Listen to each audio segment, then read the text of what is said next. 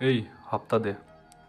বাবা বাপিতা, আমার বউ পোয়াতি, এই সপ্তাহে তাকে ডাক্তার দেখাতে নিয়ে গেছিলাম, তাই যা জোগাড় হয়েছে সব ঔষধ কিনতে বেরিয়ে গেছে। দয়া করে বাপিতা, তোমার না হয় সামনের সপ্তাহে টাকাটা দিয়ে দিই। তোর বউ পোয়াতি তো আমার কি, হপ্তা দে, নয়তো তোর দোকান থেকে ওই ফ্রিজটা আমি নিয়ে যাব। দয়া করো বাপিদা, এই ফ্রিজটা নিও না। আমি লোন করে টাকা নিয়ে এই ফ্রিজটা কিনেছিলাম। নতুন দোকান, এখনও তার লোন পরিশোধ হয়নি। আমি তোমার টাকা দিয়ে দেবো, বিশ্বাস করো। আবার সেই গা জ্বালানি মিষ্টি হাসি হেসে একটা কষে লাথি বসিয়ে দিল সেই লোকটির বুকে। বাপি নামক লোকটি, আর তার চেলা চামুন্ডারা হো হো করে হেসে উঠল। মাটিতে লুটিয়ে পড়েও লোকটি আবার পুনরায় উঠে সেই বাপি নামক লোকটির পা আবার আঁকড়ে ধরল। এরপর সেই বাপি নামক বিশ্রী লোকটি আবার তার কালো কুচকুচে দাঁতগুলি বার করে তার লোকজনগুলোকে হুকুম দিল। ওই যা তো, তোরা ফ্রিজটা তুলে নিয়ে আয়। বলেই আবার এক লাথি মারল লোকটার গায়ে। আর ওদিকে হুড়মুড় করে তার চেলা চামুন্ডারা গিয়ে ফ্রিজটি দোকান থেকে টেনে হিঁচড়ে বার করে তাদের বড় লরিতে নিয়ে গিয়ে তুলল। বাজারের মধ্যে থাকা অন্যান্য দোকানের মালিক আর কর্মচারীগুলো ততক্ষণে ঠকঠক করে কাঁপছে। এই অত্যাচার প্রতি সপ্তাহেই দেখতে হয়। এই বাপি নামক গুন্ডা রাজনীতির ছত্রছায়ায় বেড়ে ওঠা এক বিষাক্ত আগাছা। খুন করতে তার হাত কাঁপে না। এখানে জুলুমবাজি করে যে টাকা ওঠে তার সরাসরি যায় ক্ষমতাসীন নেতাদের হাতে। তার একটা ক্ষুদ্র শতাংশ পায় এই গুন্ডাটা। এতেই তারা তার দলবলের হৈ হৈ করে চলে যায়। মুহূর্তেই পাপির চেলা চামুন্ডাগুলো নিরীহ চাওয়ালার দোকান লুটে পুটে নেয়। নতুন কিনে আনা ফ্রিজটি নিয়ে বেরিয়ে যায় দোকান থেকে। তারপর এই দোকানের সামনে পেতে রাখে এক চেয়ার টেনে নিয়ে এসে মার্কেটের মাঝখানে বসে বাপি। এক্ষুনি এই মুহূর্তে সবাই সবার হপ্তা নিয়ে হাজির হ। হপ্তা না দিলে কি করতে পারি আমি, তার নিশ্চয় নতুন করে বলে বোঝাতে হবে না তোদের। বাপি তার হাতে থাকা রিভলভারটি আঙ্গুলের মধ্যে গোল গোল করে ঘুরিয়ে চেঁচিয়ে বলতে থাকে সকলের মাঝে। ভয় পেয়ে দোকানদাররা তাদের উপর চাপানো হপ্তা নামক টাকার পরিমাণ নিয়ে দৌড়ে ছুটে আসে সেই গুন্ডার কাছে। গুন্ডাটিও রাশি রাশি টাকায় তার নিজের ব্যক্তি ভর্তি করে কালো দাঁতগুলো মেলে হেসে নিজের শক্তির পরিচয় জাহির করতে থাকে। এদিকে তার চেলা চামুন্ডাগুলো ওদের উপর থ্রেট দেখিয়ে উল্লাসে মেতে ওঠে। বুঝলি নীলিমা, কামালগঞ্জ থেকে আসার আগে 2 বিঘা জমি বিক্রি করে যে টাকা হাতে এসেছে তা দিয়ে এখানে না একটা নতুন দোকান দেব ভাবছি। সামনেই পলাশী বাজার, অনেক বড়। ভাবছি একটা চালের দোকান দেব, পাইকারি খুচরো বিক্রি করব। তুমি কি বলো? তুমি যা ভালো বোঝো তাই করো, আমার এতে কোনো অমত নেই। আমার ছেলে মেয়েগুলো ভালো থাকলেই হলো। আমার তনুশ্রী আগের থেকে অনেকটাই স্বাভাবিক হয়েছে এখন। আমি চাই ওর স্বাভাবিক হোক, ওর জীবন নিয়ে যে ঝড়ঝাপটার দাপট ও কাটিয়েছে, আমি চাই না নতুন কোনো ঝড়ঝাপটার মধ্যে পড়ুক। আমি আমার মেয়েকে আর কখনো কাজ ছাড়া করবো না আর। সকালবেলায় জলখাবার খাওয়ার সময় রান্নাঘরে বসে স্বামী স্ত্রী দুজনে গভীর আলাপে ব্যস্ত ছিল। এমন সময় ছেলে মেয়েদের আওয়াজ শুনে কথা বন্ধ করলেন নীলিমা। দরজার পারে তাকিয়ে দেখেন তনুশ্রী, অনুশ্রী আর বিপুল 3 ভাই বোন দাঁড়িয়ে আছে। তনুশ্রীর কাঁধে ব্যাগ, কারণ সে বের হবে তার পরীক্ষা সকাল 10টা থেকে। অনুশ্রী এবার সবে নতুন কলেজে ভর্তি হয়েছে, তার কাঁধেও ব্যাগ ঝোলানো।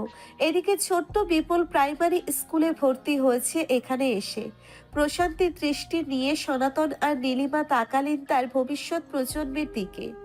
2 নয়ন জোড়ালো তার তিনটে ফুটফুটে সন্তান দেখে। তারপরে হেসে 3জনকে ডাক দিল জলখাবার খাওয়ার জন্য। 3জনে এগিয়ে আসতে সনাতন হাতের ইশারায় ডাক দিলেন তনুশ্রীকে তার পাশে বসার জন্য।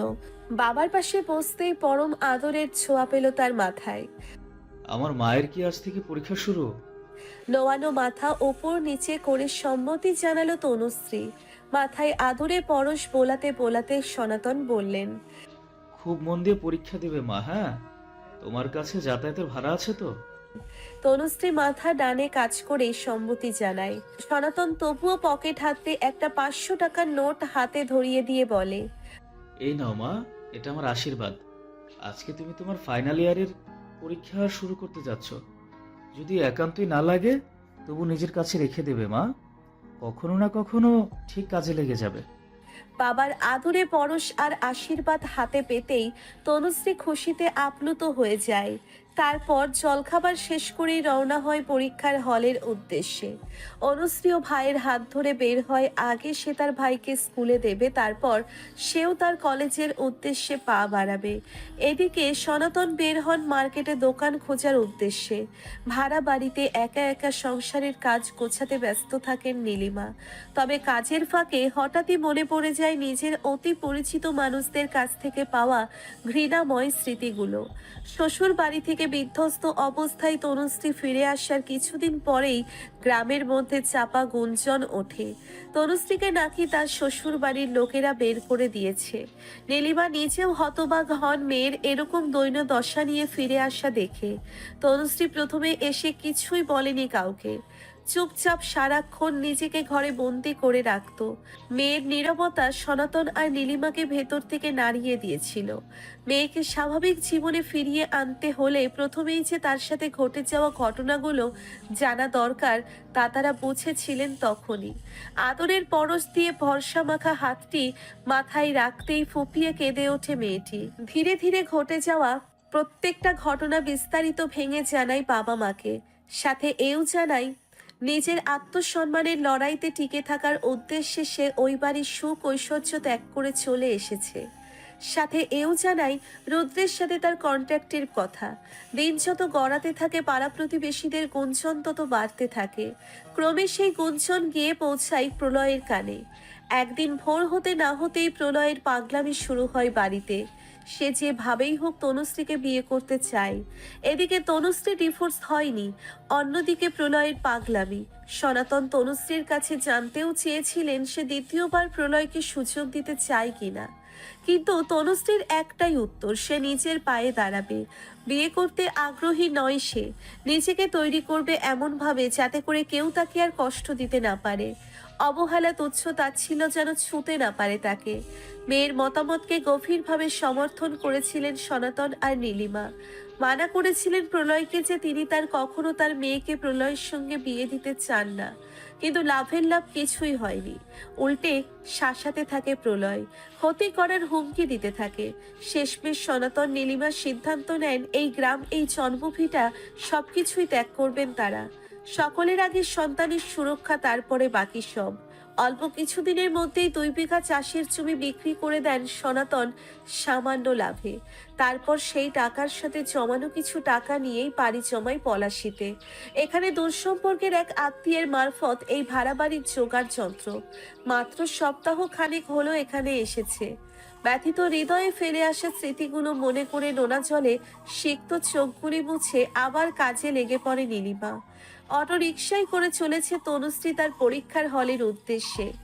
ওখান থেকে যেতে প্রায় 20 মিনিট লাগে। পলাশী কলেজের সামনে অটোটা দাঁড়াতেই ভাড়া চুকিয়ে বের হয় তনুশ্রী। অটো স্ট্যান্ড থেকে ধীর পায়ে হেঁটে কলেজের দিকে আসার সময় একটি বাচ্চার কান্নার আওয়াজ তার কানে বাজে। বুকের ভিতরটা আচমকাই মোচড় দিয়ে ওঠে। কিছু সময়ের জন্য মস্তিষ্ক হৃদয়ের সাথে হয় এলোমেলো। তীক্ষ্ণ দৃষ্টি খুঁজতে থাকে সেই ক্রন্দনরত শব্দের মালিককে। মস্তিষ্কে হানা দেয় এক দৈব শিশুর চিত্র। মাতৃত্ব বোধটা আষ্টে পৃষ্ঠে জড়িয়ে ধরে হৃদয়ের অন্তঃস্থল। চোখ দুটি হয় ছলো, মনে হয় যেন এক্ষুনি বন্যা ডাকবে ওই সজল কাজল কালো আঁখি দুটিতে। পা দুটি হয় স্থির, মনে হচ্ছে কেউ যেন চুম্বক দিয়ে আটকে রেখেছে মাটির সাথে তাদের। খচখচানিতে রক্তাক্ত হচ্ছে মস্তিষ্কের সাথে হৃদয়ও। হাড়ের তৈরি বক্ষ পাঁজরের ভেতরে থাকা মাংসপিণ্ডটি জানান দিচ্ছে তার অবারিত গতি দিয়ে। কোথায় যেন চলে যাচ্ছে, কিছু যেন নেই এই শক্ত বুকের মাঝে। ছোট ছোট আঙ্গুলের স্পর্শগুলো যেন হারিয়ে গেছে কোথাও। পাখির স্মৃতিগুলো কুড়ে কুড়ে পাগল পাড়া বানিয়ে দিল তনুশ্রীকে। হাত পা অস্বাভাবিক গতিতে কাঁপতে আরম্ভ করলো। চোখে তো ইতিমধ্যেই নেমেছে অশ্রুর দল। কোনো মতে কাঁপা কাঁপা পায়ে বসে পড়লো ফুটপাতের ওপর। হাতড়ে ব্যাগ থেকে বার করলো জলের বোতল। ঢক ঢক করে এক নিঃশ্বাসে অর্ধেক বোতল খালি করে তৃষ্ণা ছুড়াই বুকের। কিন্তু হৃদয়ের কি হবে, সে তো চলছেই।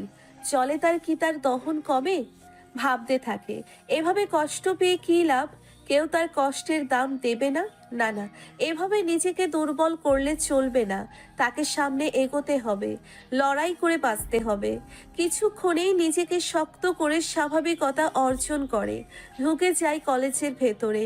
রুদ্র বসে আছে অফিসের ইজি চেয়ারে, মাথাটি নোয়ানো, দুহাতের ভাঁজ করে রাখা মুঠির ওপরে। প্রায় মাসখানেক হতে চলল তনুশ্রী তাকে ছেড়ে চিরদিনের মতো রওনা দিয়েছে। সে তো এটাই চাইছিল, তবে কেন মেয়েটির অনুপস্থিতি কুরে কুরে খাচ্ছে তাকে? সে তো কম চেষ্টা করেনি তনুশ্রীকে ভুলে যেতে, তবু কেন বারবার স্মৃতিপটে জেগে ওঠে মেয়েটির সেই লাজুক হাসি, কান্না মাখা সেই চোখ দুটো, তাকে এড়িয়ে চলা সব কিছু। আজকাল পাখিও অবাধ্য হয়েছে তার। তনুশ্রী থাকাকালীন ওর আদর পেয়ে পেয়ে মেয়েটি বড্ড মা ভক্ত হয়েছে। বিগত 1 মাস ধরে রাতে ঘুম পাড়ানোর সময় কেঁদে কেটে একাকার হয় মেয়েটি। তার প্রত্যেকটি কথাই তার মাম্মা চায়।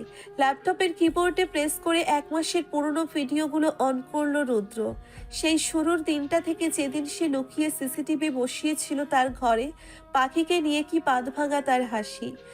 সূর্য আর পাখিকে ঘরে ঢুকিয়ে দরজা লক করে 3 জনে মিলে সেই কি দুষ্টুমি। নিজের অজান্তেই ঠোঁট এলিয়ে হেসে ফেলল রুদ্র। এক এক করে ভিডিওগুলো দেখতে দেখতে হঠাৎ নজর আটকে যায় একটি ভিডিওতে। তনু অবাক মোহনীয় দৃষ্টিতে তাকিয়ে আছে রুদ্রের দিকে।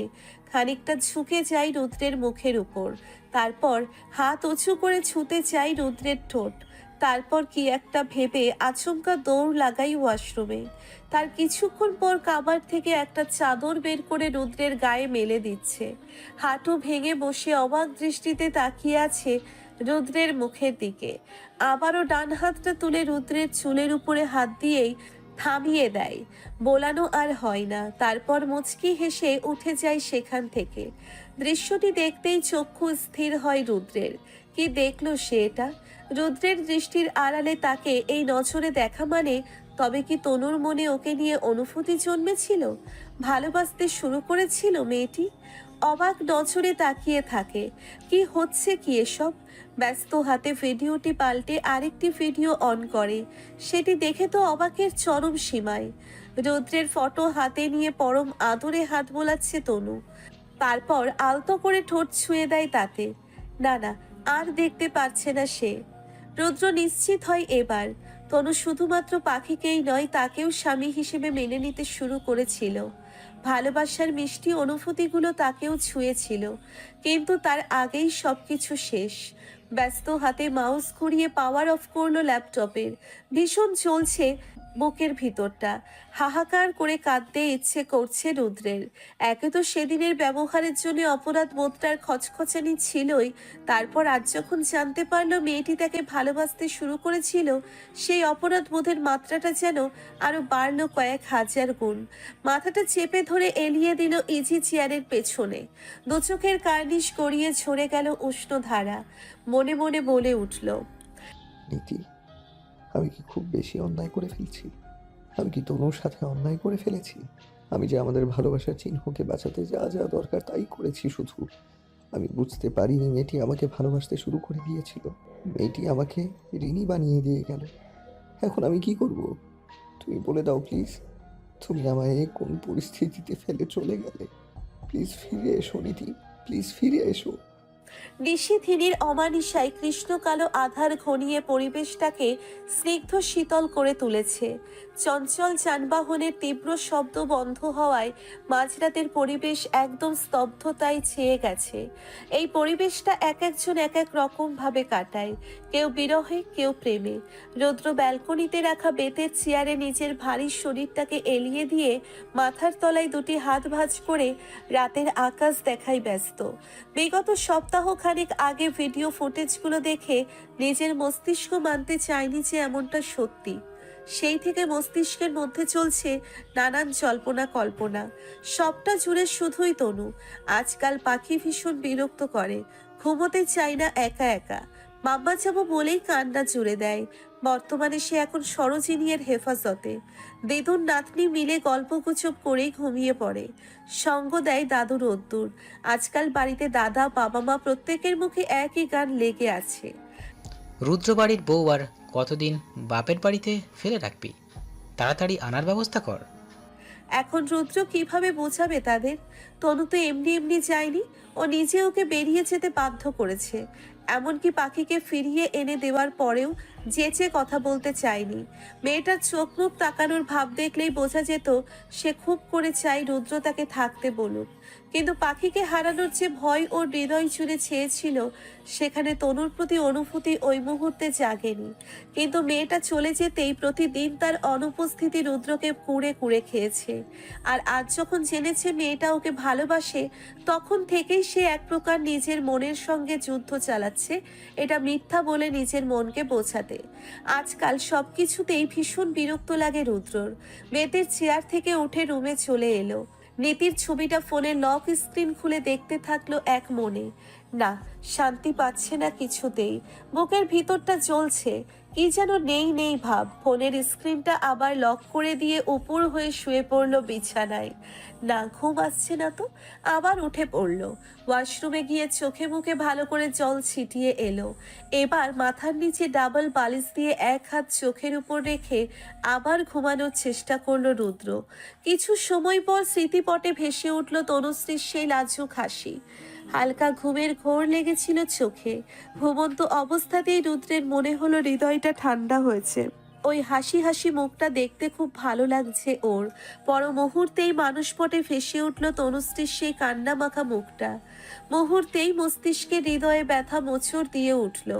ধরপড়িয়ে চেগে বসে পড়ল বেডে।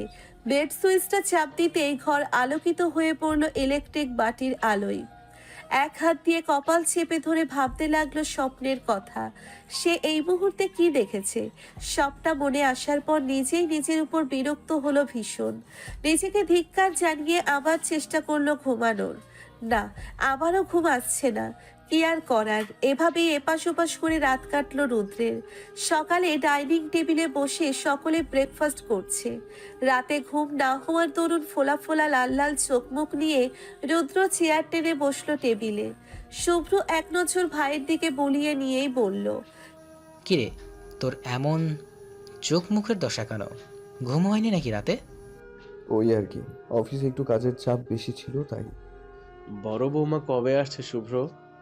থাক না বাবা, ও যেখানে আছে। এখানে আসলেই তো সঙ্গে করে ওই লেজটাকেও নিয়ে আসবে। কি কুক্ষণে যে এই মেয়ের প্রেমে পড়েছিলাম ঈশ্বরই জানে। শেষের কথাটি বিড়বিড় করে বলে উঠল শুভ্র, চাই স্পষ্ট শুনতে পেল রুদ্র। শেষের কথাই রুদ্র ফিক করে হেসে দেয়। শুভ্র রুদ্রের হাসি দেখে ভ্রু কুঁচকে বলে, ঘুঁটে পড়ে আর গোবর হাসে। একবার তনুকে এই বাড়িতে আসতে দে, তোকেও টাইট দিতে বলবো ভালো করে। শুভ্রের ফিসফিসানি কথাটি কানে যেতেই রুদ্রের মুখটা আবার ভার হয়ে যায়, যা শুভ্রের নজর এড়ায় না। অফিসে বসে আছে রুদ্র। ল্যাপটপে বসে বিভিন্ন অর্ডারগুলোর হিসাব করছিল রুদ্র। এসআর গার্মেন্টস রোদ্দুর বাবু আর সরোজিনীর পরিশ্রমের ফসল। তাই প্রাণপ্রিয় দুই ছেলের নামের প্রথম অক্ষর দিয়ে গার্মেন্টস কোম্পানিটি প্রথম খুলেছিলেন রোদ্দুর বাবু। তারপর আর ফিরে তাকাতে হয়নি পেছনে। দিনে দিনে ফুলে ফেপে উঠেছে তাদের গার্মেন্টসের ব্যবসা। কলকাতার অলিতে গলিতে গড়ে ওঠা শপিং মলগুলোর বেশিরভাগ গার্মেন্টস সাপ্লাই হয় এই এসআর গার্মেন্টস থেকে। কয়েকশো কর্মচারী নিয়ে গড়ে ওঠা বিশাল আকার কোম্পানিটি, যার বর্তমান এমডি হলেন রোদ্দুর সেনগুপ্ত। নিজেদের কোম্পানি হওয়ার দরুন দুই ভাইকে গুরুত্বপূর্ণ পদ সামলাতে হয়, কারণ বাবার একার পক্ষে এত কিছু সামাল দেওয়া সম্ভব হয় না। শুভ্র মূলত বিভিন্ন মিটিং অ্যাটেন্ড করে, আর রুদ্রের কাজ হলো অর্ডার কালেকশন করা আর তার হিসেব রাখা। কর্মচারীদের বেতনের বিষয়গুলো রুদ্রের হাতেই। সেরকমই কিছু হিসেব নিকেশ ল্যাপটপে দেখছিল রুদ্র। ঠিক এমন সময় হাতে 2 মগ ধোয়া ওঠা কফি নিয়ে শুভ্র কাচের দরজাটি ঠেলে ভাইয়ের কেবিনে প্রবেশ করে। শুভ্রকে আসতে দেখে ভ্রু কুঁচকে বোঝার চেষ্টা করে রুদ্র যে তার ভাই হঠাৎ কী কারণে তার কেবিনে এলো। কি ব্যাপার দাদা, তুই হঠাৎ আমার কেবিনে, তাও আবার কফি নিয়ে? কেন, আমি আসতে পারি না? না না, তা হবে কেন? আসলে তুই আসিস না তো কোনোদিন, তাই আর কি। রুদ্রের হাতে 1 মগ কফি ধরিয়ে নিজের মগটা রুদ্রের টেবিলে রেখে চেয়ার টেনে আয়েশ করে বসে কফির মগে চুমুক বসালো শুভ্র। তারপর বলল, একটা কথা জিজ্ঞেস করলে বলবি? কি কথা? তনু এইভাবে আমাদের ছেড়ে চলে গেল কেন? দেখ ভাই, আমার থেকে কিচ্ছু লুকাবি না কিন্তু। তুই এমন কি কাজ করেছিস যার জন্য ও আমাদের সকলকে ছেড়ে এইভাবে চলে গেল? ভাবতে পারছিস ও পাখিকে কি পরিমাণ ভালোবাসে? তুই জানিস না ওই মেয়েটা কি পরিমাণ বলিদান দিয়েছে পাখির জন্য? বলিদান? হ্যাঁ রে, মেয়েটা যা করেছে অন্য কোনো মেয়ে হলে এমন কাজ কোনো দিনও করতে পারতো না। কি করেছে তনু? কফির মগটা তাড়াতাড়ি শেষ করে টেবিলের ওপর রেখে শুভ্র বলতে আরম্ভ করলো সেদিনের কথাগুলো যা নীতির বাপের বাড়িতে হয়েছে। কথাগুলো শুনেই রুদ্রের পায়ের তলার মাটি যেন হুড়হুড় করে সরে গেল। গলা শুকিয়ে কাঠ হলো তার। রুদ্রের বিস্ফোরিত চোখ মুখ দেখে শুভ্র আবার একটা দীর্ঘশ্বাস ছাড়লো। ভাব তাহলে, তুই এমন কোনো মেয়েকে দেখেছিস যে তার নিজের মাতৃত্ব ত্যাগ করে সতীনের মেয়েকে তার বর্তমান স্বামীর কাছে নিয়ে গেছে? তনু পেরেছে। কেন জানিস? কারণ ও নিজেকে পাখির মা মনে করে তাই। হঠাৎ করে রুদ্রের দুচোখ বেয়ে অশ্রুধারা গড়িয়ে পড়ে। রুদ্রের ওভাবে অশ্রু বিসর্জন দেখে শুভ্র তাড়াতাড়ি চেয়ার ছেড়ে উঠে ওর কাছে যেয়ে হাঁটু ভেঙে বসে। কি হয়েছে ভাই? এইভাবে কাঁদছিস কেন? এসব কথা তোরা আমাকে আগে কেন বলিসনি? কিভাবে বলবো বল? আমি তো জেনেছি 2 দিন আগে। কার কাছ থেকে জানলি? যেদিন পীযূষের সাথে দেখা হয়েছিল তনুর খবর জানতে চেয়েছিল। যখন বললাম তনু আমাদের সকলকে ছেড়ে বাপের বাড়িতে চলে গেছে চিরদিনের জন্য, তখন হাহুতোষ করে ওর মায়ের দেওয়া শর্তের কথা আমাকে জানালো। শুধুমাত্র নীতির মায়ের কথা শুনেই চলে যায়নি রে। আমি নিজে ওকে বাধ্য করেছি এই সংসার ছেড়ে চলে যেতে। মানে কি বলছিস তুই? আমি ওকে দিয়ে কন্ট্রাক্ট পেপার সাইন করিয়েছিলাম, যাতে লেখা ছিল 6 মাসের মাথায় ও আমাকে ডিভোর্স দিতে বাধ্য। হোয়াট? পাগল হয়েছিস তুই? যে মেয়েটা তোকে জীবন দিয়ে বাঁচালো আর তাকে তুই এইভাবে অপমান করতে পারলি? বিশ্বাস কর দাদা, আমার হাতে আর কোনো উপায় ছিল না। উকিল বলেছিল একমাত্র তনুকে ডিভোর্স দিয়ে সেই পেপার সাবমিট করলেই নীতির মায়ের কাছে আর কোনো অপশন থাকবে না আমার পাখিকে আমার কাছে ফেরত দিয়ে দেয়া ছাড়া। আর তুই জানিস আমি আমার পাখিকে কতটা ভালোবাসি, তাই ওই মুহূর্তে আর কোনো অপশন ছিলই না আমার হাতে। তাহলে পাখিকে যখন তনুশ্রী ফেরত নিয়ে এলো তখন তো আটকাতে পারতিস ওকে, আটকাসনি কেন? ভয়ের কারণে আমি আটকাইনি ওকে। আমার মনে হয়েছিল তনু থাকলে আবার ওরা পাখিকে নিয়ে যাওয়ার বাহানা খুঁজে বার করে ফেলবেই। তার থেকে বরং ও চলে গেলে যাক না, অসুবিধা কি? তাতে আমি মুক্তি পাবো। কিন্তু কিন্তু কি বল? কিন্তু ও চলে যাওয়ার পর থেকে আমার কিছুই ভালো লাগে না। সব সময় খালি খালি লাগে। ওর সঙ্গে কাটানো ওই 3 দিনের স্মৃতিগুলো সব সময় চোখে ভরে ভাসতে থাকে। কখনো ওর মুখের হাসি, আবার কখনো লজ্জা মাখা চেহারা, আবার কখনো সেই কান্নায় সিক্ত চোখ জোড়া হৃদয়ের মধ্যে ঝড় তোলে। কাল রাতেও আমি খচখচানিতে ঘুমাতে পারিনি। হৃদয় জুড়ে শুধু হাহাকার আর হাহাকার ছিল। আর আজ কি না জানতে পারলাম ওর এত বড় আত্মত্যাগ শুধুমাত্র আমার জন্য ছিল, আমার পরিবারের জন্য ছিল। আমি এখন কি করবো রে দাদা? তোর কি মনে হয় তোর এমনটা কেন হচ্ছে? জানি না রে। জানি না বললেই হলো নাকি? আমার তো মনে হয় তুই প্রেমে পড়েছিস, তাও আবার নিজের বউয়ের। ধুর, কি বলছিস এসব? একদম ঠিক বলছিস রে ভাই। একদমই না। তোর বিশ্বাস হচ্ছে না তো আমার কথা? না। আচ্ছা বল দেখি, তোর কি এই মুহূর্তের সব সময় বুকের ভিতর জ্বালাপোড়া করে? খালি মনে হয় কিছু একটা নেই নেই ভাব? ঠিক তখনই যদি তুই তনুর কথা মনে করিস তখন হৃদয় খুব শান্তি লাগে, তাই না? হুম।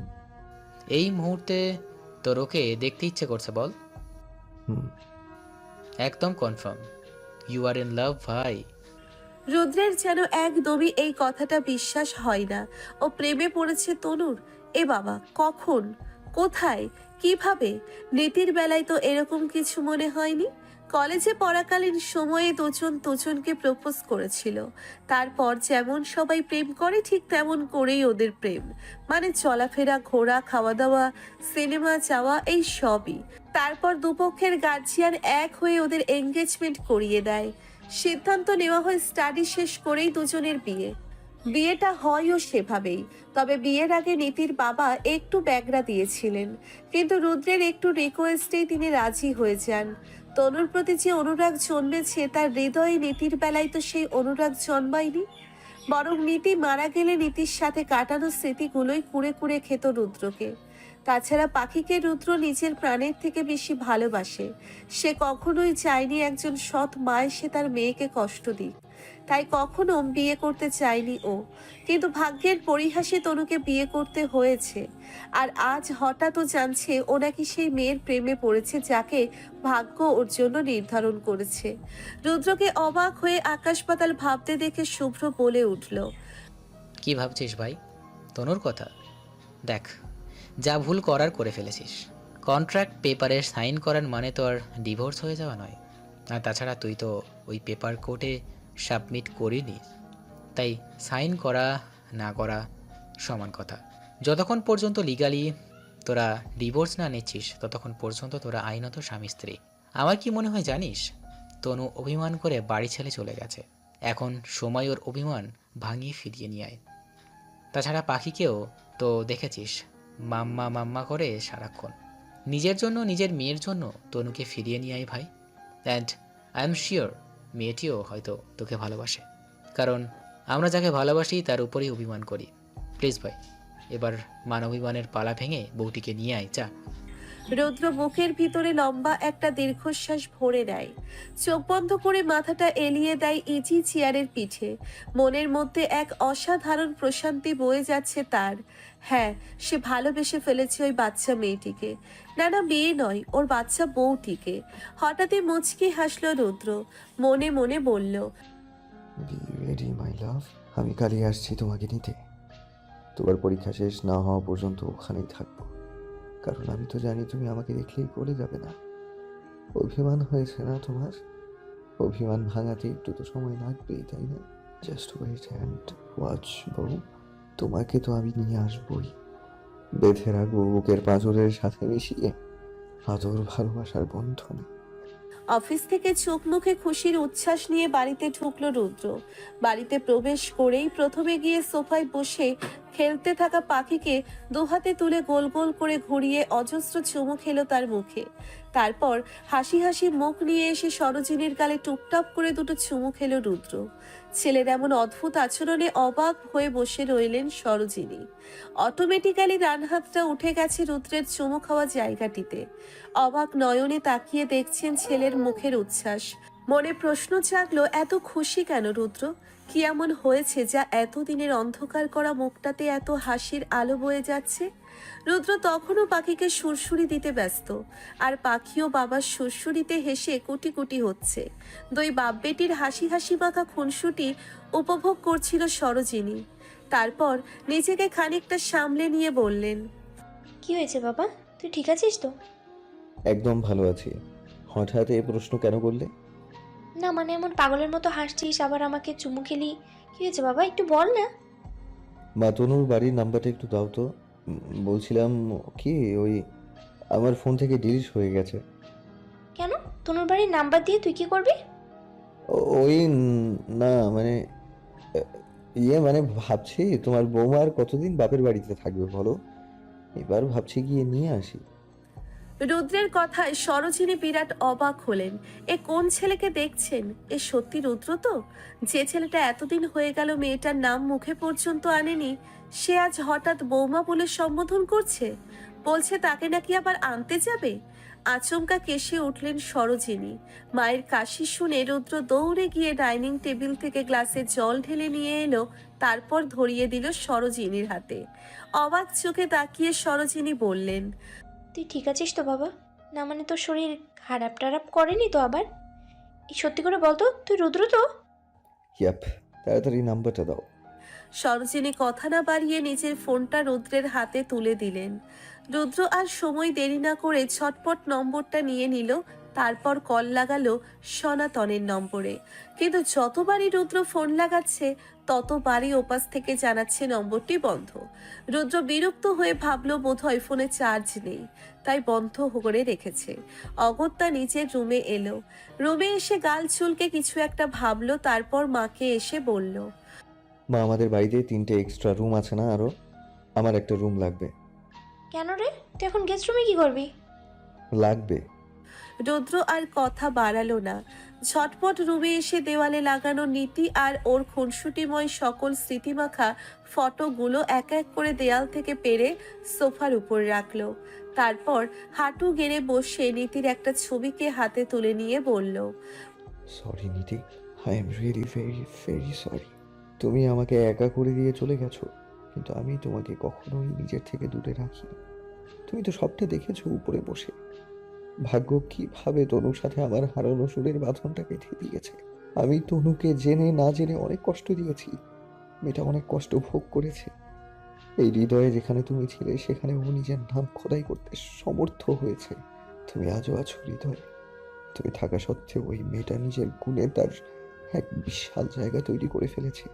আর তুমি তো চাইতে আমি সবসময় সুখে থাকি, ভালো থাকি।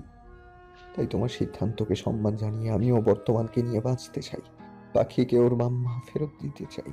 তাই যে রুমটা এতদিন তোমার আর আমার ছিল, সেখানে আমি আমাদের পাখি আর ওর মাম্মাকে রাখতে চাই। তুমি কিন্তু রাগ করো না প্লিজ। বলেই নীতির ছবিগুলোর উপর একটা গাঢ় চুম্বন এঁকে সমস্ত ছবিগুলো নিয়ে সেই গেস্ট রুমে পা বাড়ালো। তারপর একে একে সমস্ত ফটোগুলো দেওয়ালে সাজিয়ে দিল। মনে মনে ভাবলো পাখি যতদিনে বড় হবে ততদিনে এই রুমটাই ওর আর তনুর ছবিও সমানভাবে লাগিয়ে ভরিয়ে দেবে। পাখি যখন বড় হবে তখন তার দুই মায়ের ছবি দেখে খুশিতে আপ্লুত হবে তার হৃদয়। একদিন নিজেকে সত্যি সত্যি ও লাকি মনে করবে। ভোর 5টা বাজতে না বাজতেই রুদ্র রওনা দেয় কামালগঞ্জের উদ্দেশ্যে। এবার কিন্তু রুদ্রবাবু আর কোনো রিস্ক নেননি। দুজন ড্রাইভার সমেত রুদ্রকে একটা গাড়ি দিয়েছেন আর পেছনে দিয়েছেন বডিগার্ড সমেত আরেকটা গাড়ি। রুদ্রবাবু ভীষণ খুশি ছিলেন, কারণ সেদিন গোপন কক্ষে তনুর মুখ থেকে অনেক কিছু শোনার ইচ্ছে থাকলেও মেয়েটি সেদিন মুখ খোলেনি। তিনি বুঝতে পেরেছিলেন মেয়েটি অভিমান বশতই এখান থেকে চলে যেতে চাইছে। তার পরিস্থিতি যেমন ছিল, রুদ্রের সামনে তনুকে রাখলে কখনোই রুদ্রের প্রতি এই আকর্ষণ তৈরি হতো না। তাই তিনি সম্মতি জানিয়েছিলেন তনুকে তার বাবার বাড়ি চলে যেতে দিতে। অবশ্য তিনি 90% হলেও নিশ্চিত ছিলেন রুদ্র তার ভুল বুঝতে পারবে। আর স্বামী স্ত্রীর বন্ধনটাই এমন, একসময় না একসময় পবিত্র বন্ধনে ঈশ্বরের আশীর্বাদ স্বরূপ ভালোবাসা তৈরি হয়েই যায়। সেখানে তনু তো এক অসামান্য নারী। তার গুণে সে যে রুদ্রের মনে জায়গা তৈরি করবে এটা অস্বাভাবিক কিছুই নয়। ঠিক বিকেল 3টে রুদ্রদের দুটি গাড়ি গিয়ে পৌঁছলো সনাতনের বাড়ির উঠানে। গাড়ি থেকে নামতেই রুদ্র অবাক হলো। শুনশান চারিদিকে, উঠান ভর্তি শুকনো পাতা ছড়িয়ে ছিটিয়ে রয়েছে। দেখে মনে হচ্ছে এ বাড়িতে কতদিন মানুষজনের বাস নেই। একটু এগিয়ে যেতেই দেখলো গ্রিলে লাগানো বড় বড় দুটি তালা। একটু খটকা লাগলো মনে, এ কি, বাড়ির লোকজন গেল কোথায়? ততক্ষণে গাড়ি ঢোকার আওয়াজ পেয়ে আশেপাশের কয়েকজন মানুষ কৌতূহলী হয়ে তনুদের বাড়িতে এসে ঢোকে। সামনে বড় বড় 4জন বডিগার্ড আর সুন্দর নায়কের মতো দেখতে একজন লোককে দেখে তারা এগিয়ে আসে। কিছু লোকজনকে রুদ্র তার নিজের দিকে এগিয়ে আসতে দেখে তাদেরকে প্রশ্ন করে, সনাতন বাবুরা কোথায়? আপনি কে? আর সনাতনের কে হন আপনি? আমি রুদ্রনীল সেনগুপ্ত, তনুশ্রীর হাজবেন্ড। মশাই, আপনি এতদিন কোথায় ছিলেন? আপনি না তনুশ্রীকে বাড়ি থেকে বার করে দিয়েছেন? সেই শোকে তো মেয়েটা একেবারে পাগল হয়ে গেছিল।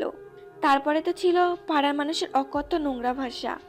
মরার উপর খাড়ার ঘা হয়ে নেমে এলো প্রণয়ের পাগলামি। প্রণয় মানে চিনতে পারছেন তো, যার সাথে তনু মেয়েটা বিয়ে হওয়ার কথা ছিল। নেশা করে বাড়িতে এসে দুবার সনাতনকে মারতে পর্যন্ত গেছিল। তারপর তো হুমকিও দিয়ে বসলো তনুকে নাকি তুলে নিয়ে গিয়ে বিয়ে করবে। শেষমেশ আর কি করার, সনাতনদা বাড়িঘর ছেড়ে নিরুদ্দেশ হলেন। লোকটির কথা শুনে রুদ্রের পায়ের তলার মাটি যেন হারিয়ে যেতে লাগলো। চিন্তায় ঘন ঘন ঢোক গিলতে লাগলো। কে শুনছে কি এসব সে? তনুরা পুরো পরিবার নিরুদ্দেশ। এই মাসখানেকের মধ্যে এত কিছু হয়ে গেছে, মাথায় হাত দিয়ে বসে পড়লো মাটিতে। কি করে ফেললো সে? রুদ্রকে ওভাবে বসে পড়তে দেখে একজন বয়স্ক মহিলা রুদ্রের পাশে এসে দাঁড়ায়। তারপর বলে, তুমি বুঝি তনু মাইয়াডার ঘরের লোক? মাইয়াডা রোজ কান্ত পুকুর পাড়ে বৈশা বৈশা, রাত জায়গা আকাশপানে তাকাই থাকতো। আহারে, কত কষ্ট ছিল মাইয়াডার মনে। তুমি দাদা কেন আইলা না তখন? অহন আইসো, কয়দিন আগে আইলে মাইয়াডারে বাঁচাইতে পারতা। ওই যে মলয়ের পোলাটা আছে না, হ্যাঁ, কি জ্বালানডা না জ্বালাইছে। হতদিন নেশা কইরা চেঁচামেচি করতো, মান সম্মান একেবারে নষ্ট কইরা দিছে সনাতনের। তনু মাইয়াটা তো একেবারে মরতে পর্যন্ত লাগছিল। নীলিমা হ্যারে অনেক কষ্টে বাঁচাইছে। ওই মলয়ের পোলাটা পাড়ার গুন্ডাগুলারে ভাড়া কইরা দুইবার সনাতনরে মারতে পর্যন্ত আইছিল। একদিন তো তুইলা লইবার জন্য গাড়িও আনছিল। সনাতন ভয় পাইল, কোনো রকমে 2 বিঘা জমি বেইসা পোলা মাইয়াগুলো লইয়া এই হান তো পালাইয়া গেছে গা। আপনারা কেউ জানেন সনাতন কাকুরা কোথায় গেছে? সবাই নিজের ঠোঁট উল্টে মাথা এপাশ ওপাশ নাড়িয়ে জানালো না তারা জানে না। কয়েকজন বলল সে যে কাউকে জানিয়ে যায়নি, কারণ ঠিকানা জানাজানি হলে প্রলয় সেখানে পৌঁছতে সময় নেবে না। প্রলয়ের নাম শুনে আর তার কর্মকাণ্ডের হদিশ পেয়ে রুদ্রের চক্ষু রক্তবর্ণ হয়ে উঠল। মাটি থেকে উঠে সকলের কাছে প্রলয়ের বাড়ির ঠিকানা চাইল। ঠিকানা নিয়েই বডিগার্ড সমেত পৌঁছলো তার বাড়ি। প্রলয় তখন বাড়িতে বসে পাড়ার কিছু উটকো ছেলেপিলে নিয়ে কিছু একটা আলোচনা করছিল। এমন সময় বাড়ির ভিতরে 4 জন দৈত্যের মতো কালো পোশাকধারী লোক ঢুকতে দেখে অবাক হয়। তাদের মধ্যে একজন জিজ্ঞেস করে প্রলয়কে। প্রলয় নিজেকে পরিচয় করাতেই 4 জন লোক ঝাঁপিয়ে পড়ে প্রলয়ের উপর। প্রায় 10 মিনিট ধরে উত্তম মধ্যম দেয় প্রলয়কে। পোলাকে মারতে দেখে তারাও বাঁচাতে আসে, কিন্তু 4 জন বডিগার্ড যারা ট্রেন্ড এই সমস্ত মারামারি করার ক্ষেত্রে, তাদের হাতে সেই ছেলেপুলেগুলো যেন লস্যি। তারাও এই দৈত্যগুলোর হাত থেকে 2-4 ঘা খেয়েই পালালো প্রলয়কে ছেড়ে। প্রলয়ের অবস্থা যখন ভীষণভাবে শোচনীয়, ঠিক সেই সময় দূরে দাঁড় করানো গাড়ি থেকে বেরিয়ে আসে রুদ্র। বাড়িতে এরকম আচমকা মারামারি আর চেঁচামেচির শব্দে পাড়া প্রতিবেশী লোকজন উপচে পড়ে প্রলয়দের বাড়িতে। মলয় আর তার স্ত্রী তারাও বাড়িতে ছিলেন। ওই রকম 4 জন শক্তিশালী লোকের থেকে নিজের ছেলেকে তারা রক্ষা করতে পারেননি। স্যুট কোট পরা, চোখে সানগ্লাস লাগানো রুদ্রকে দেখতেই সকলে ভীষণ পরিমাণে অবাক হয়। ভাবতে থাকে কে এই লোক, হঠাৎ তার বডিগার্ড নিয়ে এমনভাবে আক্রমণ কেন করলো। প্রলয় তখন রক্তাক্ত অবস্থায় মাটিতে গড়াগড়ি খাচ্ছে। রুদ্র হাঁটু ভাঁজ করে প্রলয়ের কাছে বসে তার কলার টেনে ধরে মাথাটা উঁচিয়ে বলে, You scoundrel!